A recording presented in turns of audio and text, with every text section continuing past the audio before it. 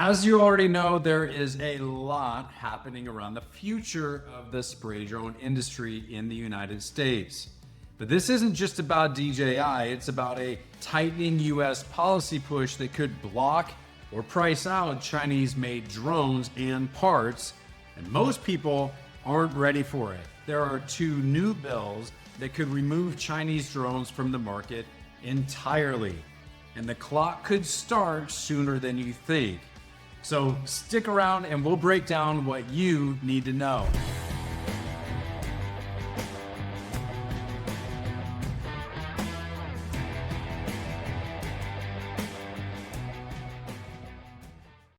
Hey everyone, Jeff Bickley here with AccuSpray. Before we dive into these two new bills, I want to quickly touch on the NDAA because we're still getting some questions about the potential impact of this piece of legislation.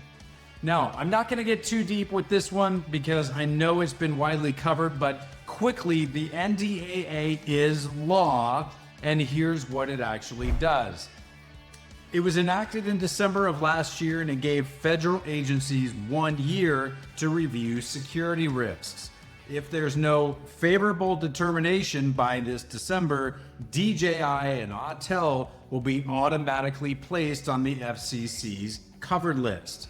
And what that does is it actually blocks new FCC equipment authorization. So in practice, it stops new US imports and sales of affected models. Now the key word here is new. Anything that's been granted approval prior to that time wouldn't be affected. So it doesn't ground existing drones, but it sets the stage for new restrictions. And here's where things get interesting. So earlier this summer, the House Appropriations Committee approved the fiscal year 2026 Homeland Security budget. Inside House Bill 4213 is a confirmed rider. U.S. Customs cannot process the import of any aerosol dispensing drone made in a foreign adversary country. And that includes China, Russia, Iran, and North Korea. In plain English, if this is passed, if a spray drone is built in one of these countries, U.S. Customs and Border Protection won't clear it. And the effective date on this is October 1st, 2025, which is the start of the 2026 budget year. So why are they doing this? Well, lawmakers argue that spray drones could be repurposed for chemical attacks. Now, that's not reality, but fear can drive legislation.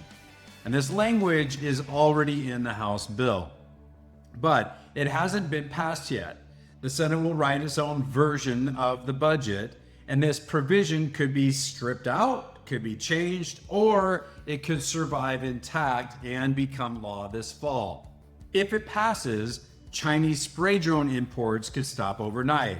Dealers would be left with stranded inventory, worsening the situation we face this year.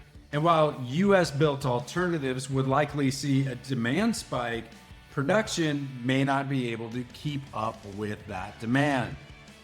Now, the second bill is the Drones for America Act. This is Senate Bill 2168. It was introduced this summer by Senator Rick Scott, and the bill targets all Chinese-made drones and their core components, not just spray drones. There's a tariff schedule built into the bill. Year 1, 30%, year 2, 35%, year 3, 40%, year 4, 45%, and year 5, $100 per unit plus 50%. It also includes rules of origin bans. So aircraft with Chinese-made core components would be banned by January 1st, 2028. Chinese-made parts would be banned by January 1st, 2031. Now, the core components that it identifies are flight controllers, radars, magnets, software, storage, cameras, gimbals, ground control stations, and more. There's also a grant program tied to this. The bill states that tariff revenue would fund a secure UAS fund with up to 60% going to first responders, 20% for farmers and ranchers, 20% for critical infrastructure, and 10% for US component makers. The idea here is to use tariffs to fund the expansion of US built drones. Now, to be clear, this bill is introduced, it's not yet been passed. Every element could be amended before becoming law. But if it does pass, Chinese drones can become cost prohibitive years before the bans take effect. Further, manufacturers relying on Chinese parts will feel redesign pressure well before 2031. But grants could speed US production if domestic makers can scale. So again, these measures aren't about DJI alone. They're about pushing China out of the US drone ecosystem. I've been saying for a long time, DJI is just the canary in the coal mine. But listen, even if one bill stalls, the policy trajectory is clear. Tariffs, bans, rules of origin, we're heading towards a future where if a drone or any critical component isn't from the US or an allied nation, it may not be legal to import. So listen, the time to prepare is now.